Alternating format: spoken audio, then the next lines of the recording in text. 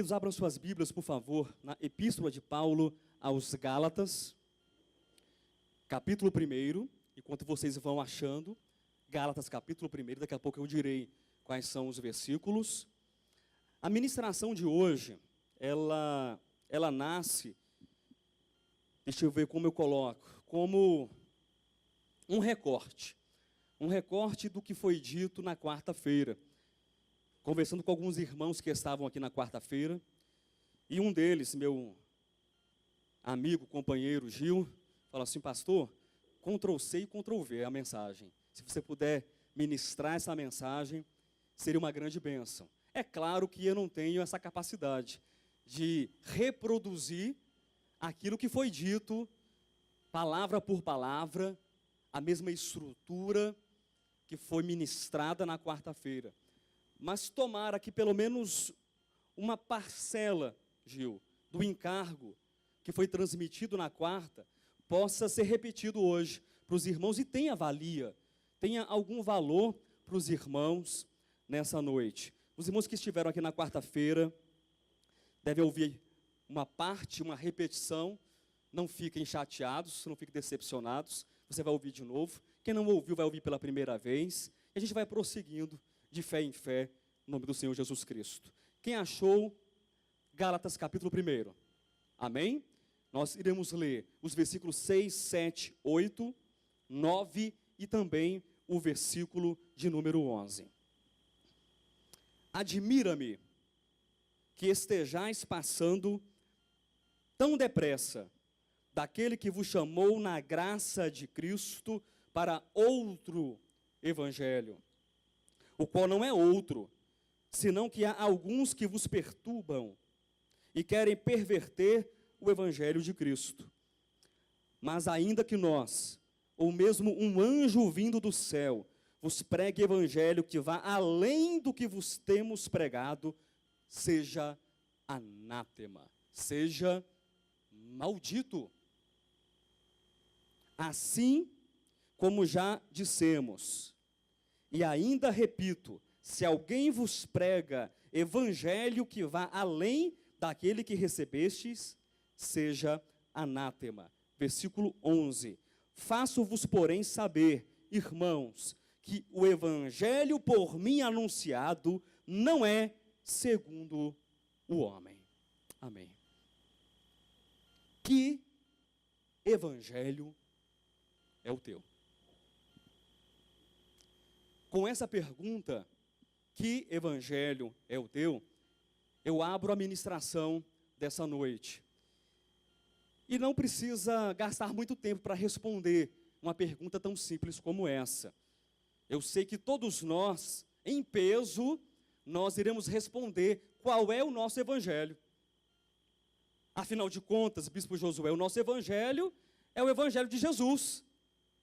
Afinal de contas, Bispo Josué Argolo, o nosso evangelho é o evangelho da graça. É o evangelho contido, registrado nas Escrituras. E que bom que esse é o teu evangelho. Que coisa boa é declarar que o nosso evangelho é o evangelho de Jesus Cristo. Mas nós sabemos, queridos irmãos, que quando falamos de evangelho, existem dezenas de falsos evangelhos. Não é verdade? Desde o tempo dos apóstolos, nós olhamos para a história da igreja primitiva, nós olhamos para os registros das Escrituras Sagradas, e nós iremos identificar Paulo, nós iremos identificar Pedro, João, os apóstolos, os discípulos de Cristo Jesus, o nosso Senhor, combatendo o bom combate e lutando contra a influência dos falsos evangelhos. O próprio apóstolo Paulo, quando escreve a sua carta aos Gálatas, ele está combatendo um falso evangelho, o evangelho dos judaizantes, que dizem assim: Jesus é muito bom, Jesus é muito especial, Jesus é necessário, nós não podemos viver sem Jesus, mas, todavia, Contudo, entretanto, nós precisamos ter Jesus e ter também a lei, porque sem a lei o homem não será justificado. Sem a lei o homem não poderá ser salvo. E o apóstolo Paulo, na sua carta aos Gálatas, ele combate o evangelho judaizante. Quando nós lemos, por exemplo, o evangelho de João, ou as epístolas de João, nós conseguimos identificar por detrás daquilo que está escrito, ou mesmo fazendo uma comparação com o período histórico em que João viveu, que João também combateu um falso evangelho, um evangelho gnóstico, que reconhecia Cristo, mas até certo ponto, ou reconhecia Cristo de uma maneira que as Escrituras, tal como nós conhecemos, não reconhece Cristo. Um exemplo disso, do evangelho gnóstico, é a filosofia docetista, que dizia, sim, Cristo ele veio, Cristo ele se fez carne, mas não foi na verdade como se fez, como são os homens. Não é a semelhança dos homens, é o docetismo, é uma carne parecida, mas ele não foi homem de verdade. Isso coloca em xeque, isso coloca em dúvida o quê? O sacrifício substitutivo, o sacrifício puro, o sacrifício vicário de Cristo. Porque se ele venceu, e ele venceu, mas não venceu como homem, a vitória de Cristo é o quê? Duvidosa. A vitória de Cristo é o quê? Questionável. Nós temos o evangelho judaizante, do tempo de Paulo, nós temos o evangelho gnóstico dos dias do apóstolo João, e hoje, no século 21, ou desde o século 20, o que é que se mais ouve falar? O evangelho da prosperidade. Os irmãos percebem que existem inúmeros tipos de evangelho? E não é o nosso problema, não é a nossa dificuldade. Nós não temos dificuldade com o evangelho judaizante. Nós não temos problema ou dificuldade com o evangelho gnóstico. Nós também, acredito eu, não temos dificuldade alguma com o evangelho da prosperidade. Assim penso, que os nossos corações não foram enredados pelo Deus deste século. Assim penso, que os nossos corações não foram enredados pelo dinheiro, pela troca, pela barganha, de colocar Deus na parede e falar assim, você precisa me abençoar, você precisa dar a mim aquilo que eu estou pedindo, porque eu sou fiel, então também seja fiel. Eu acredito que esse não seja o nosso problema, mas quem sabe exista uma dificuldade na compreensão do que é o evangelho. No meu coração e no seu coração. Mas espera aí, pastor, se não há dificuldade, como pode existir uma má compreensão do evangelho? Pode existir uma má compreensão do que é o evangelho quando nós não entendemos qual é a mensagem do evangelho. E eu quero falar um pouco sobre essa mensagem do evangelho com os irmãos, ou para os irmãos, nessa noite.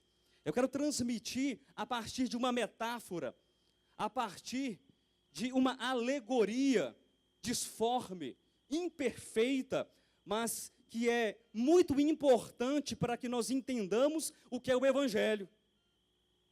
Porque quando nós pensamos em evangelho, nós logo nos voltamos para o quê? Para Mateus, não é isso? Para Marcos, e o que mais?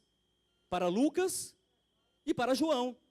Qualquer cristão, neófito, recém-nascido no evangelho, se você pergunta o que é o evangelho? Mateus, Marcos, Lucas e João. Está certo? Está certo.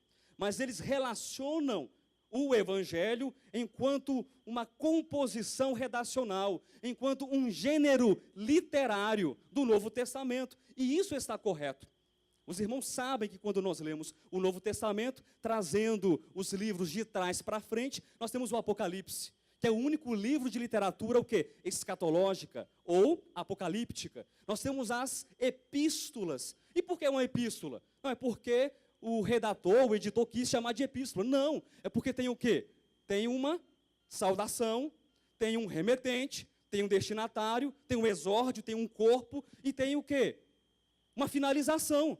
É uma epístola. E por que é um evangelho? Ou tem Atos, que é um livro histórico. E por que é um evangelho? Porque não é epístola, porque não é Apocalipse e porque não é Atos. O gênero literário é diferente. Mas eu quero dizer para vocês, queridos, que nós precisamos enxergar a mensagem do evangelho. Enxergar a mensagem do evangelho está além de enxergar o gênero literário de evangelho. E como eu disse, precisamos compreender evangelho a partir de uma metáfora, a partir de um enredo histórico. Eu não sei quantos de vocês sabem, mas o termo evangelho não foi cunhado, ele não foi criado por Mateus, por Marcos, Lucas e João. Esse termo evangelho, que vem do grego, significa o quê? O que significa evangelho? Boa notícia. Significa o quê? Boa informação. Significa boas novas. Mas é muito curioso, ou é muito interessante que a expressão, o termo evangelho, essa expressão não foi criada pelos, entre aspas, ditos evangelistas. Mas é uma palavra, é uma expressão que já existia antes dos evangelistas, e era utilizada largamente no período da história romana, porque o evangelho, ele pressupõe duas características fundamentais. Eu peço a atenção de você nessa noite, para que você compreenda essas duas características, esses dois aspectos históricos da origem do termo evangelho.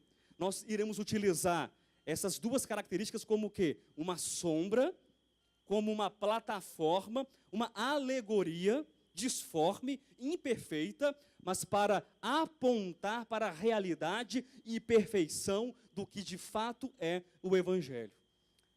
A primeira característica, ou o primeiro pilar do evangelho, diz respeito a divulgar. Repita, divulgar.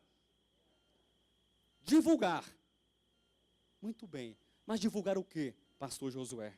Divulgar a vitória de Roma sobre os seus inimigos. Imagine você as batalhas travadas pelo Império Romano. Batalhas sangrentas. Batalhas em que o Império Romano, por intermédio dos seus soldados, por intermédio dos seus exércitos, o que eles faziam? Eles chegavam em um determinado lugar, em um determinado país, que eles queriam anexar com uma cartazinha de boas-vindas, né? É assim que acontecia. Aí ia um representante de César: eu estou aqui, Vossa Majestade, ou rei, ou chefe de clã, não importa, em nome de César, nós estamos convidando Vossa Senhoria e toda a sua terra, as suas gentes e seus povos, para fazerem parte agora do grande império de César. É assim que eles faziam? Eles pediam licença? Não. Eles simplesmente invadiam, expoliavam, roubavam, maltratavam, matavam, tomavam à força. E, pasmem vocês, isto era o evangelho. A palavra evangelho, nos termos históricos, nos termos latinos, da história romana, significava, em primeiro lugar, divulgar a vitória de Roma sobre os seus inimigos. Então, havia uma grande batalha, e a vitória, e o arauto saía divulgando pelo Império Romano o quê? A vitória conquistada por Roma. Tempos depois, na composição do que significa evangelho, mais um elemento. Qual o primeiro pilar? Divulgar. Divulgar o quê? A derrota de Roma. Divulgar a vitória de Roma. Tempos depois, mais um pilar é estabelecido para transmitir o que é evangelho. Anunciar, já estou falando do segundo pilar, anunciar a origem divina de César. Anunciar a origem divina de César. Afinal de contas, César não era homem qualquer. César não era um qualquer. César era quem? Era Deus.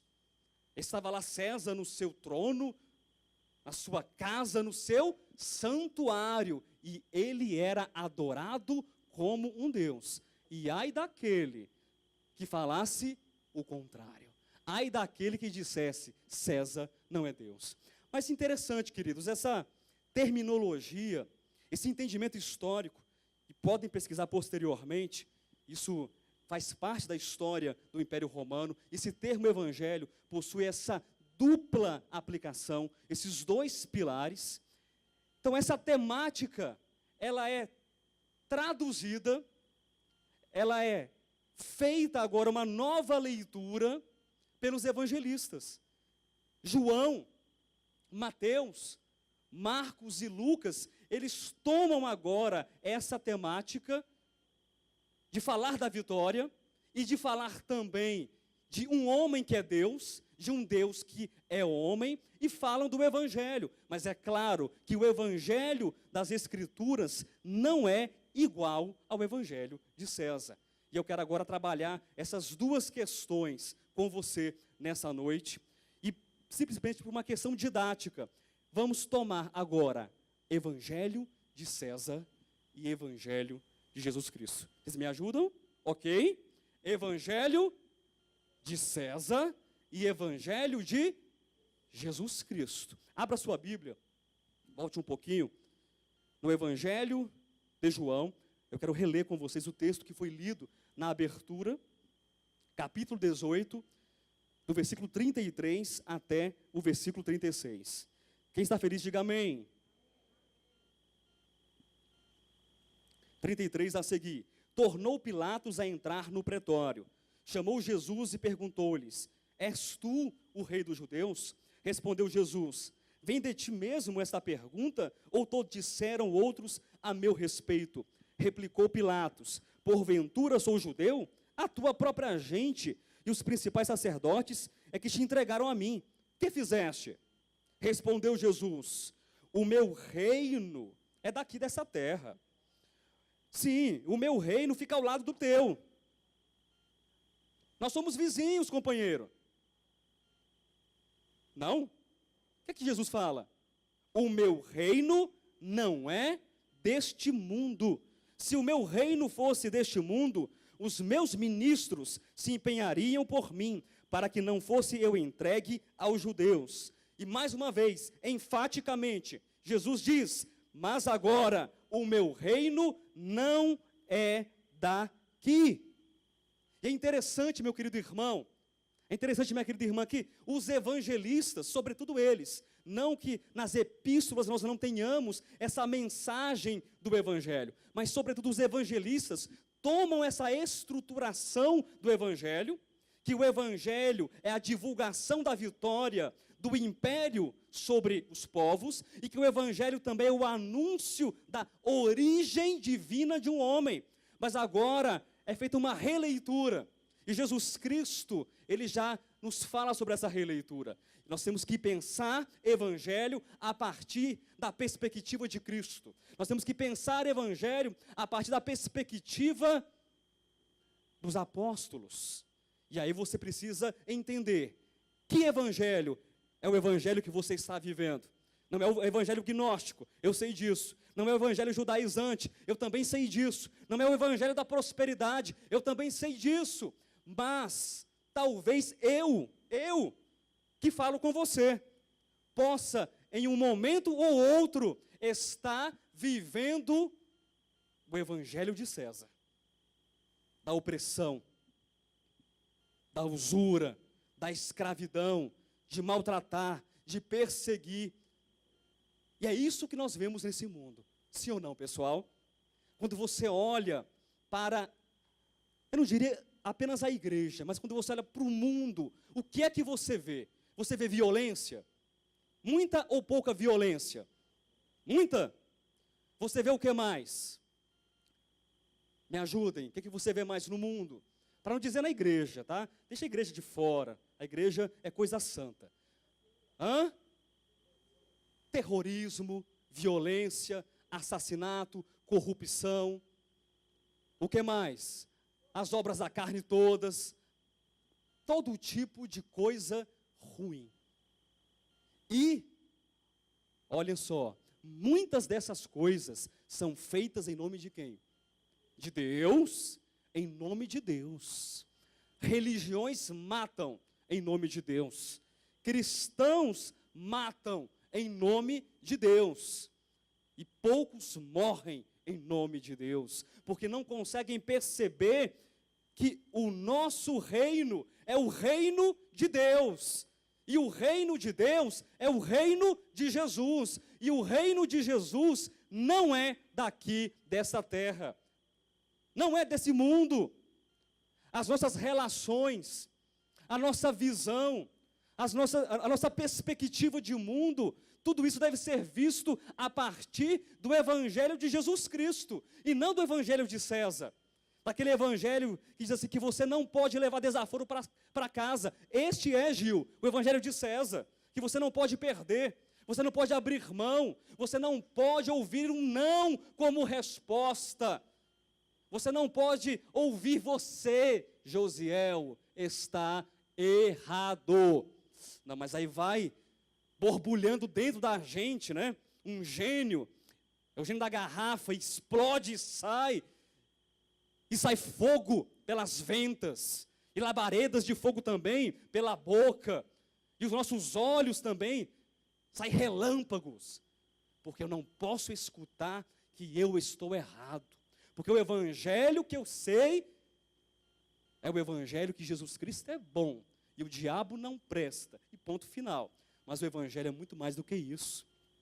O evangelho nos fala de mudança, o evangelho nos fala de abnegação, o evangelho nos fala de ter um coração mudado, um coração voltado para Deus.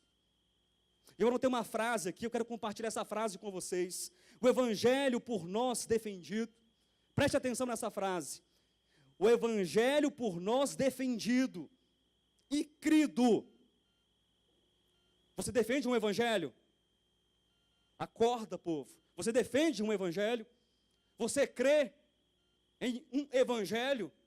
Então, o evangelho por nós defendido e crido é a declaração do que temos visto de Deus e como temos visto Deus. As pessoas, muitas pessoas, não lerão a Bíblia. Muitas pessoas nem mesmo têm a Bíblia. Muitas pessoas jamais terão a Bíblia.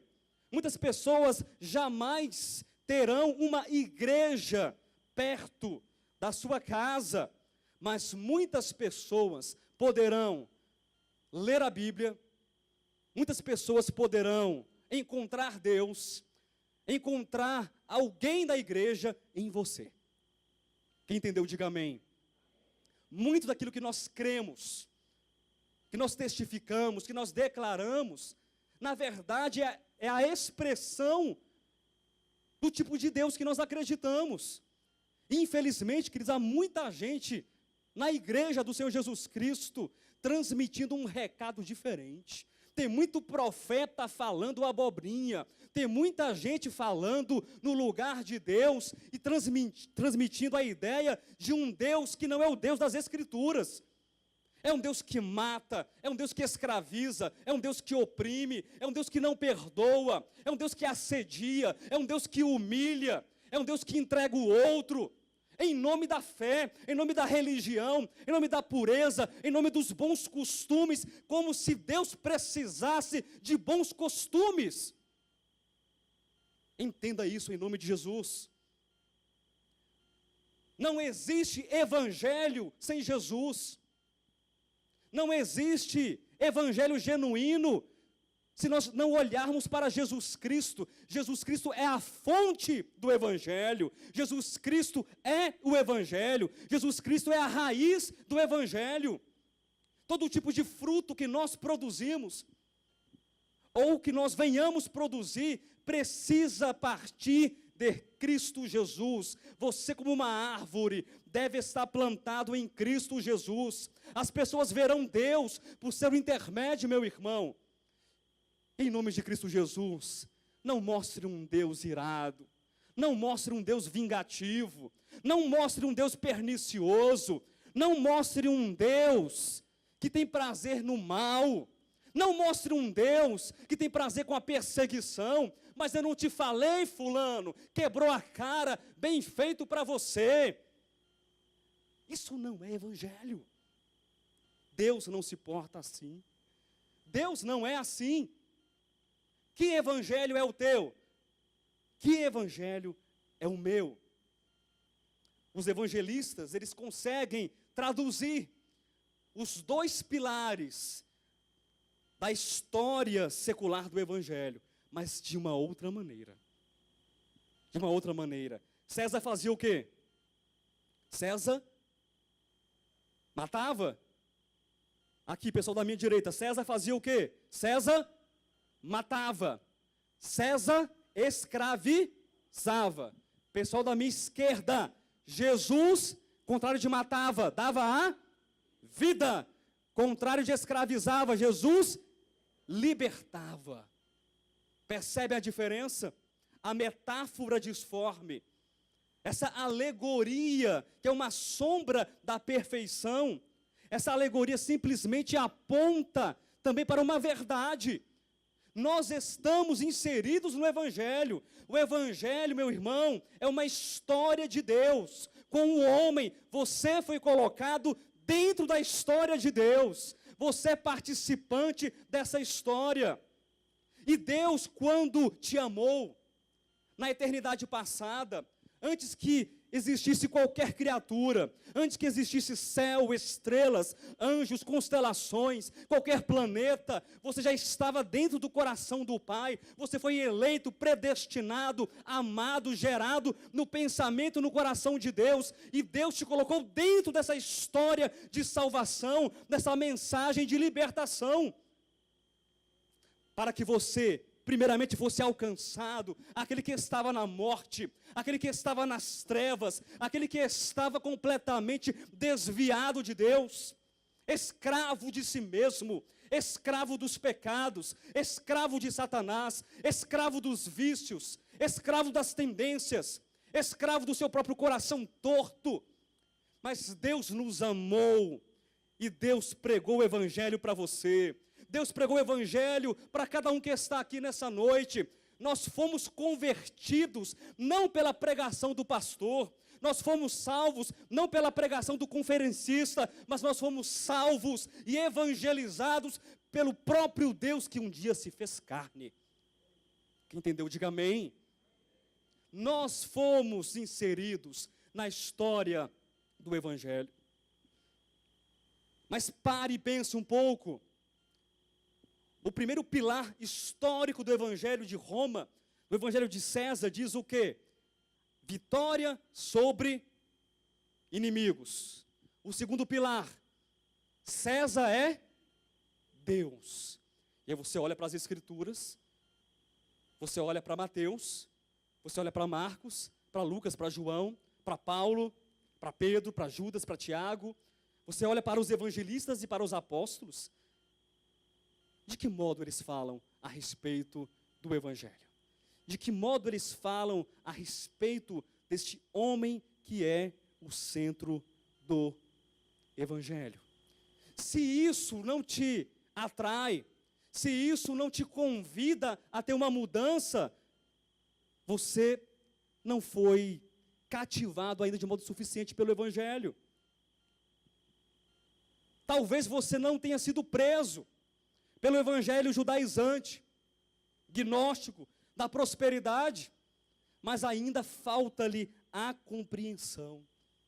Nós precisamos compreender, queridos, a mensagem do evangelho também fala de uma vitória e de uma luta contra os nossos adversários. Ahá, sabia, pastor Josué, até que enfim o senhor chegou ao ponto. Bem verdade, porque eu tenho muitos inimigos. Eu tenho. Quem tem inimigos aqui? Levante a mão. Tenho muitos adversários. Eu me lembro muito bem que no ano de 1996, eu emprestei R$100 para o Gil. R$100. Nunca me pagou. Imagine só, quanto que daria isso aí, R$100 de lá para cá. Daria um dinheiro bom. Você não me paga, Gil. Tá difícil a nossa amizade assim. E aí, eu vou o quê? Trazendo os meus inimigos. Eu vou tendo inimigos ao meu redor. Esses são seus inimigos? Teu inimigo é quem não te paga? Teu inimigo é quem não dá bom dia para você? Teu inimigo é quem fala mal de você pelas costas e também na sua frente? Esse é teu inimigo? Teu inimigo é quem? É teu esposo? É tua esposa? São os teus filhos? Já sei, é o teu chefe. O chefe que Deus no céu e Deus na terra. Né, irmãos? Para não dizer outra coisa. Esses são os teus inimigos. Se os teus inimigos são a carne e o sangue, você precisa ler Efésios capítulo 6, que a nossa luta não é contra a carne e não é contra o sangue, mas é contra os principados e as potestades. Os nossos inimigos não são carnais, não são os nossos vizinhos, parentes e amigos, não são, mas nós temos inimigos, e nós precisamos vencer esses inimigos, identificar quais são as características desses inimigos e dessa batalha. Mas para isso também é preciso identificar quais são as características desse vencedor, não César. Desse vencedor, não Roma. Desse vencedor, que chama-se Jesus Cristo. Eu quero ler um texto com vocês, por favor. Abra sua Bíblia.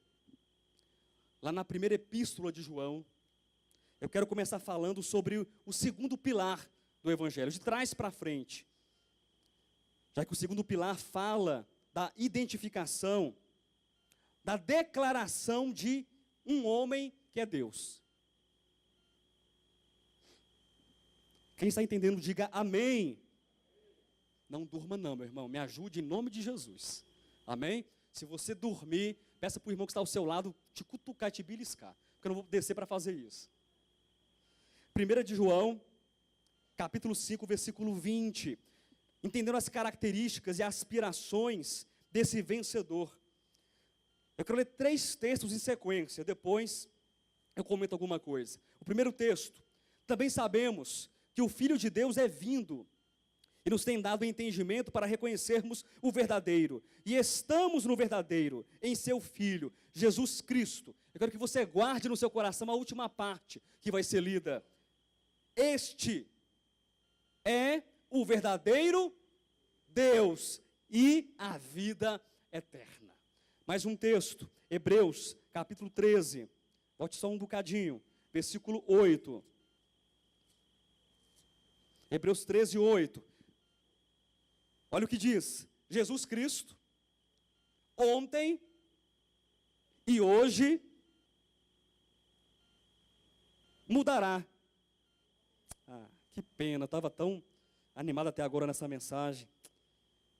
Li a 1 de João, capítulo 5, versículo 20, Jesus Cristo é o Deus verdadeiro, a vida eterna, mas aqui ele muda. É isso? Não, Jesus Cristo ontem e hoje é o mesmo e o será para sempre. Aleluia! Jesus Cristo não muda, meu irmão. Jesus Cristo é Deus. Jesus Cristo é a vida eterna e ele não muda. Ontem Jesus Cristo era Deus. Ontem Jesus Cristo era a vida eterna. Hoje Jesus Cristo é Deus. Hoje Jesus Cristo é a vida eterna. E amanhã Ele continuará sendo Deus e a vida eterna. O nosso evangelho não é o evangelho de César. O nosso evangelho não é o evangelho da opressão. O nosso evangelho é o evangelho da vida eterna de Deus, de Jesus Cristo, que é o mesmo ontem, hoje e eternamente. Então pensar sobre o nosso evangelho, que evangelho é o meu, que evangelho é o teu, é pensar a respeito da figura central do evangelho, é pensar a respeito da figura marcante do evangelho, que é Jesus Cristo. Não se preocupe com César. César não é Deus. César não pode fazer nada contra você. Não se preocupe com nada disso.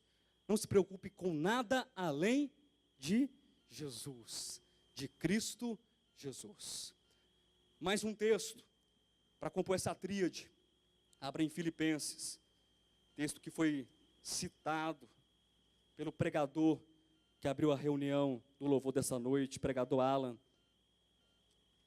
Filipenses capítulo 2, do versículo 5 até o versículo 8.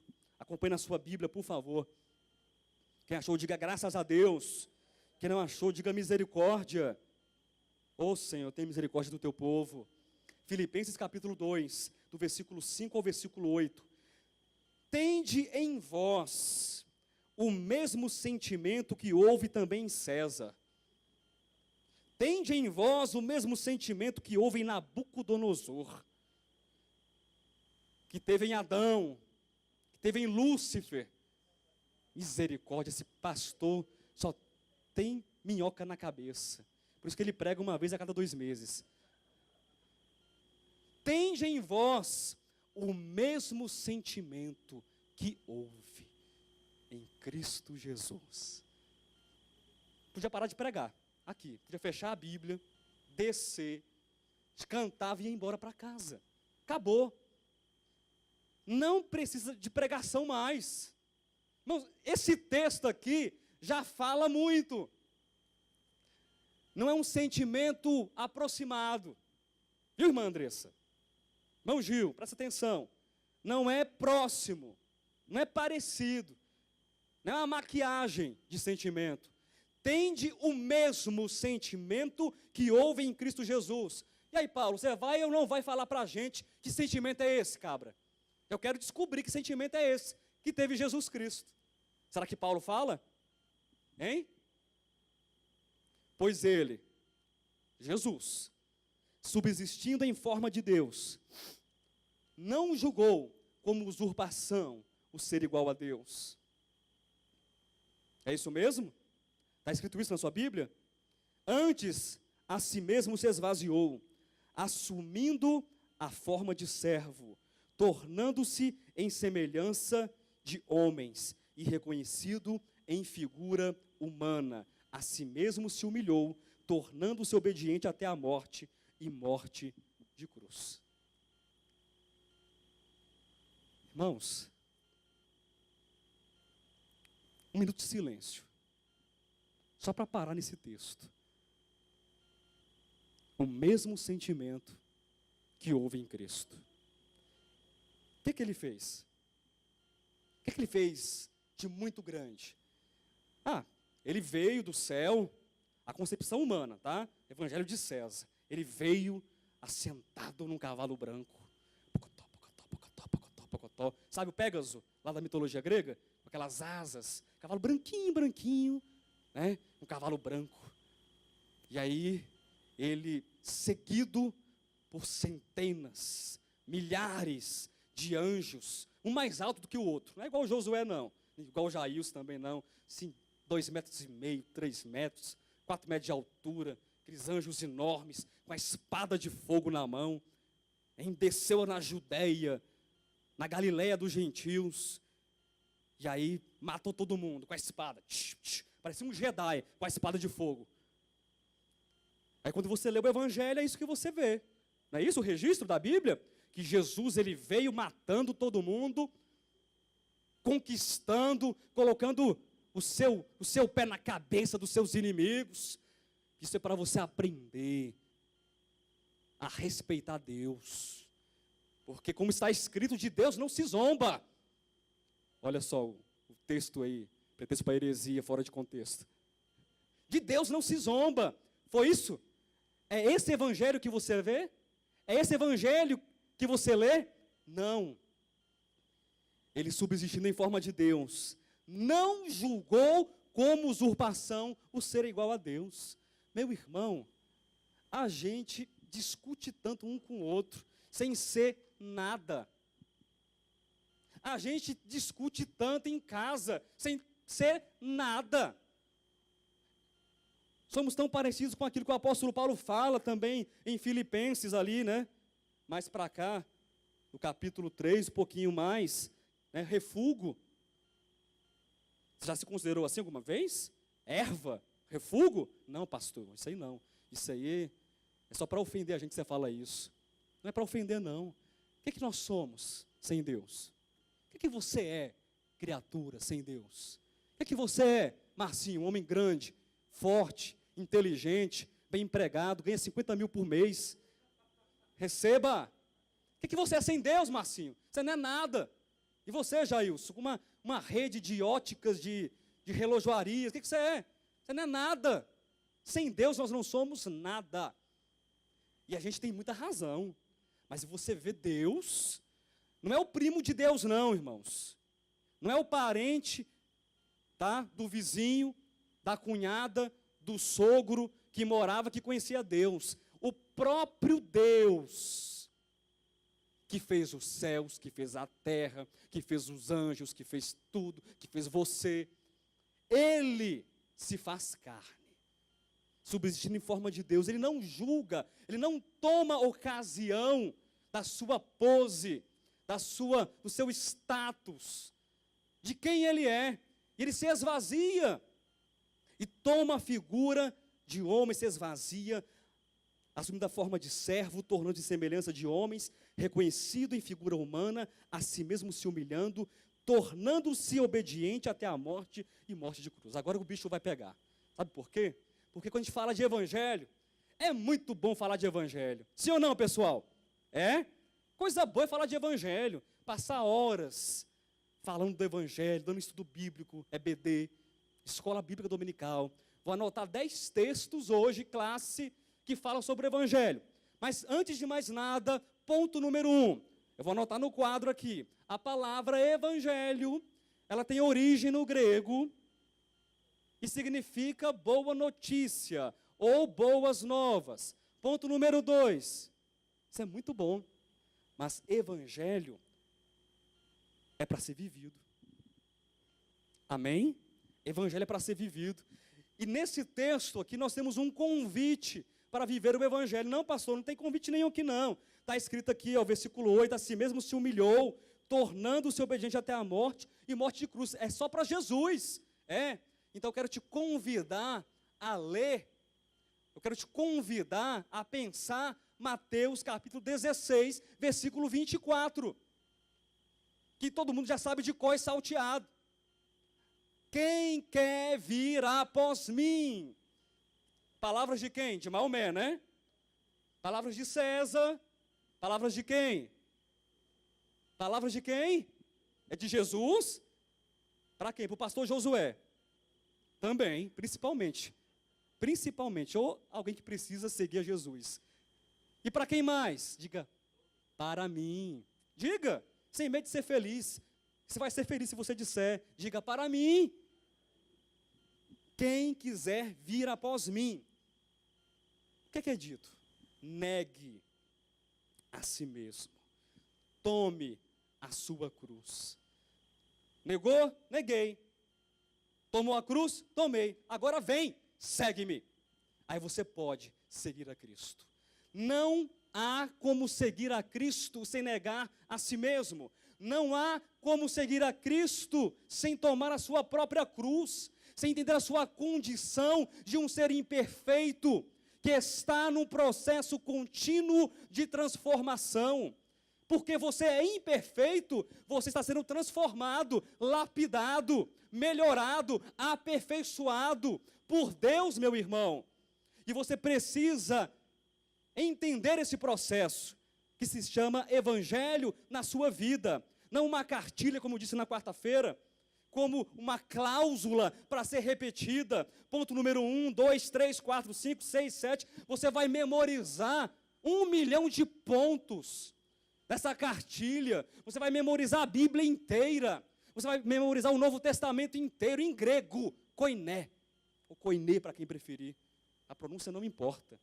Não vai dar em nada isso, se você não entender que evangelho se manifesta, que evangelho se traduz numa leitura de vida prática, tomando a sua própria cruz, negando a si mesmo e seguindo a Cristo por onde quer que ele vá. E Cristo entra no bordel sem se contaminar, Cristo vai para a boate e não se contamina, Cristo, ele toca os cancerosos, Cristo, ele visita os doentes, Cristo, ele ama o perdido, ama o pecador, Cristo abraça aquele que ninguém quer abraçar.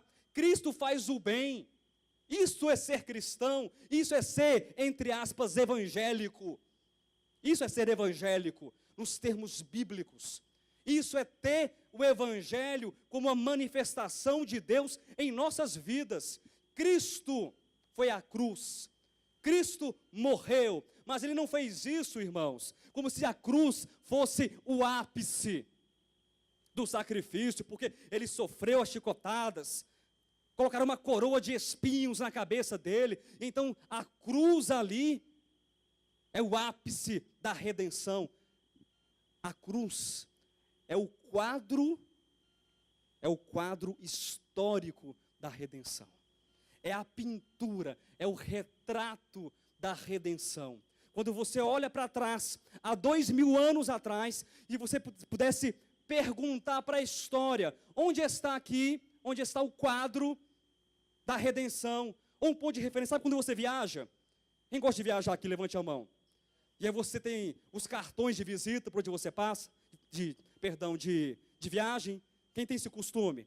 E aí você tem o cartãozinho aqui, aqui, ó, esse aqui é de Paris, viu, irmãos? Ó, Torre Eiffel. Isso aqui, ó, do Egito, lá, as pirâmides. E aí você tem o quê? Referências, não tem referências? A cruz, historicamente, tem esse papel. Mas a redenção não começa na cruz. Falando de Cristo, a redenção começa lá, na eternidade passada, quando Ele decide se entregar em favor dos homens. E esse projeto evangelístico também é compartilhado conosco. Nós somos convidados, pastor Renato, a participarmos do mesmo projeto evangelístico. Um dia desse, o irmão mandou uma mensagem para mim no WhatsApp e perguntou assim: vocês evangelizam? Eu fiquei pensando, o que eu respondo para ele? E aí? Se entrego o panfleto, vou em praça pública? Eu respondi que nós temos, sim, um projeto evangelístico dos jovens. Os jovens se reúnem de vez em quando, que é o Cristocêntricos Street, e vão, entre aspas, evangelizar. Mas eu pensando melhor, isso é pouco ainda, não é? Isso é muito pouco, você entregar panfleto, você evangelizar, você ir para a praça pública. E eu entendi, de quarta-feira para cá, passei a pensar um pouco mais sobre isso, que evangelismo não é entregar panfleto apenas, vou dizendo que é errado, ou fazer um culto em praça pública, ou fazer uma conferência evangelística, está valendo, mas projeto evangelístico é você viver o evangelho de Jesus Cristo.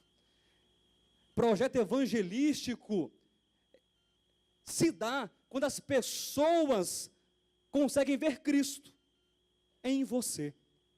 Amém? Isso é projeto evangelístico. E conhecer Cristo, as características de Cristo, nos fazem então entender como Cristo luta com os seus adversários. Está escrito na primeira carta de Paulo aos Coríntios, no capítulo 15, versículo 25, se não me falha a memória, que Cristo está colocando todos os seus inimigos por estrado dos seus pés. E aí eu paro para pensar, quais foram os inimigos de Cristo? Será que eram os homens, carne, sangue, ossos? Não, o império das trevas, a morte, o diabo. Os inimigos que estão aqui, dentro de mim. Jesus estava na cruz, já evidenciando, e depois da sua morte, e a sua ressurreição, e a sua ascensão, exaltação, entronização e glorificação, Ele está assentado à destra de Deus o Pai, colocando todos os seus inimigos debaixo dos seus pés. Então eu olho para dentro de mim e vejo que Jesus Cristo está vencendo os meus inimigos, está vencendo os meus problemas, as minhas angústias, os meus traumas, que Jesus Cristo está vencendo o meu mau caratismo, que Ele está vencendo os meus sentimentos perversos, a minha impiedade. Jesus Cristo está vencendo todos os inimigos, e eu preciso enxergar isso, eu preciso perceber que isso está acontecendo, como disse a irmã Natália. Às vezes a gente não consegue ver que a igreja se reúne, a igreja ama, que a igreja tem família, que a igreja é família. Aí nós precisamos de uma vez por ano ter um encontro de crianças para ver que nós temos crianças na igreja, que nós temos jovens na igreja, que nós temos pastores na igreja, que nós temos mocidade na igreja, que nós temos grupos familiares na igreja. Não. Nós temos não apenas uma vez por ano, uma vez em determinada ocasião. Nós somos uma família, nós somos uma igreja, nós somos uma assembleia que tem problemas, que tem dificuldades, que tem irmãos que são difíceis. Mas eu posso afirmar categoricamente para você, Jesus Cristo não deixou de trabalhar, Jesus Cristo está agindo nessa igreja, Jesus Cristo está salvando pessoas aqui nesse lugar, Jesus Cristo está convertendo almas aqui. Nós estamos sendo salvos, nós estamos sendo libertos, nós estamos sendo recuperados. Talvez o seu problema não seja o problema do cigarro, meu irmão, ou da maconha, ou do narguilé, ou da bebida, ou qualquer outro problema, mas você consegue identificar que existem inimigos dentro de você. Nós somos o nosso pior inimigo, nós somos o pior problema. Não transfira para o outro o problema que é teu. O problema está dentro de você. Diga amém. Está dentro de você o problema. Mas eu quero agora ouvir um amém 10 vezes maior. A solução também está dentro de você. Glória a Deus. Você não precisa buscar do lado de fora a solução para os teus problemas. Jesus, o Evangelho de Deus, está dentro de nós. E Ele não descansa, Ele não dorme, Ele não é plantonista, que trabalha 12 por 36, que trabalha 12 por 70 e alguma coisa, uma vez na semana, sabe, Ele visita, e aí assim, como é que está hoje aí, Josué? Isso um mês depois, está mais ou menos, né, Senhor? O Senhor passa de vez em quando aqui, de tempo em tempo, e aí eu briguei com a esposa, chutei o cachorro, gritei com o papagaio, discuti no serviço, o que mais? Sim, o Senhor sabe como é que eu sou, né? Não, nós podemos ser melhores, nós podemos parar de ser tão turrões, eu posso parar de ser tão amargo, eu posso parar de dar tanta má resposta na Vera, eu posso, Vera, sabia que eu posso? Não faço porque não quero, mas que eu posso, eu posso.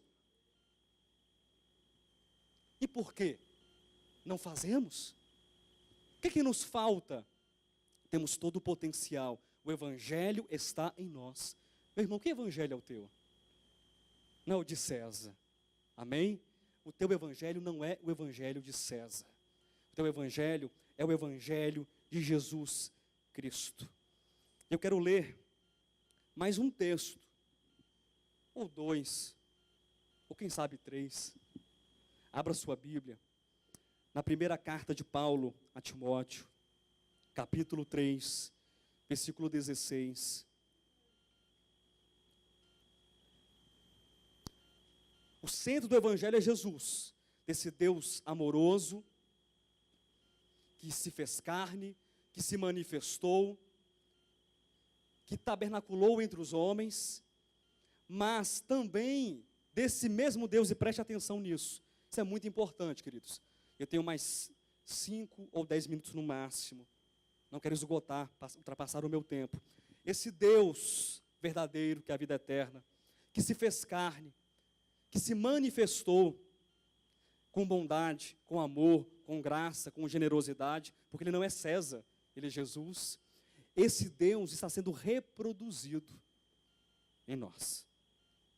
Como isso é possível? 1 de Paulo a Timóteo 3,16. Quem achou, diga graças a Deus. Evidentemente, grande é o mistério da piedade. Aquele que foi manifestado na carne, foi justificado em espírito, contemplado por anjos, pregado entre os gentios, crido no mundo, recebido na glória. Mistério da piedade. É o quê? É a manifestação de Deus em carne. E esse mistério não se repete, mas o princípio do mistério se repete. Deus não se fará carne novamente. Eu digo em que sentido? Da divina concepção, da encarnação. Mas Deus, todos os dias, se faz carne. Deus, todos os dias, se manifesta. Deus, todos os dias, Ele pode ser visto, ser tocado, ser abraçado. Onde? Como? De que forma? Em nós. Em nós. O mistério da piedade, ele se dá quando Deus é visto na carne humana. O mistério da piedade, o princípio desse mistério, o princípio da encarnação se dá quando Jesus Cristo sorri para as pessoas no seu sorriso. O mistério da piedade, o mistério da encarnação se dá quando Jesus Cristo abraça alguém por você. Amém? Posso encerrar com um texto que é maravilhoso. Eu vou ler o texto e vamos acabar com esse texto. Que evangelho é o teu, igreja? É o de César ou é o de Jesus? Preguei isso aqui na quarta, estou pregando hoje no domingo. Vou falar com o pastor Alexandre que depois da conferência eu vou querer pregar mais 4 domingos a mesma mensagem. Eu vou até decorar a mensagem. Vou pregar igualzinho. Que evangelho é o teu? É o de César ou é o de Jesus Cristo? Glória a Deus, estava ficando preocupado. Mateus capítulo 25. Eu quero ler, quero fazer um recorte aqui, bem recortado, tá? No versículo 35 até o versículo 40. Quem achou, diga amém. Olha o que diz. Esse Deus imutável, encarnado, manifestado e hoje reproduzido. O primeiro filho entre muitos irmãos, o primogênito entre muitos irmãos, que se reproduz em você, esse amor e essa bondade. Porque tive fome e me deste de comer, tive sede e me deste de beber, era forasteiro e me hospedastes. Quem está falando aqui, queridos? Quem é? Jesus, aquele que tem tudo. É isso mesmo? Que é o Senhor de tudo, está dizendo que teve fome? Difícil acreditar isso, né? Teve sede, aquele que é o Criador das fontes, não teve onde dormir, onde se hospedar. Jesus, é isso mesmo? Estava nu e me vestistes, enfermo e me visitastes. Nunca ouvi falar que Jesus Cristo adoeceu, Marcinho. Preso e fostes ver-me. Então perguntarão os justos: Senhor, quando foi que te vimos com fome e te demos de comer? Ou com sede e te demos de beber? Preste atenção. E quando te vimos forasteiro e te hospedamos? Ou nu e te vestimos? E quando te vimos enfermo ou preso e te fomos visitar? O rei, respondendo, lhes dirá: em verdade vos afirmo, que sempre que o fizestes a um destes meus pequeninos irmãos, a mim o fizeste. Tem muita gente preocupada em fazer o bem para ser visto. E Jesus Cristo simplesmente diz: faça o bem sem ser visto. E se você faz assim, você serve Deus. Você está servindo o próprio Deus, o próprio Rei. Aplauda o Senhor nessa noite. Se coloque de pé. Oh,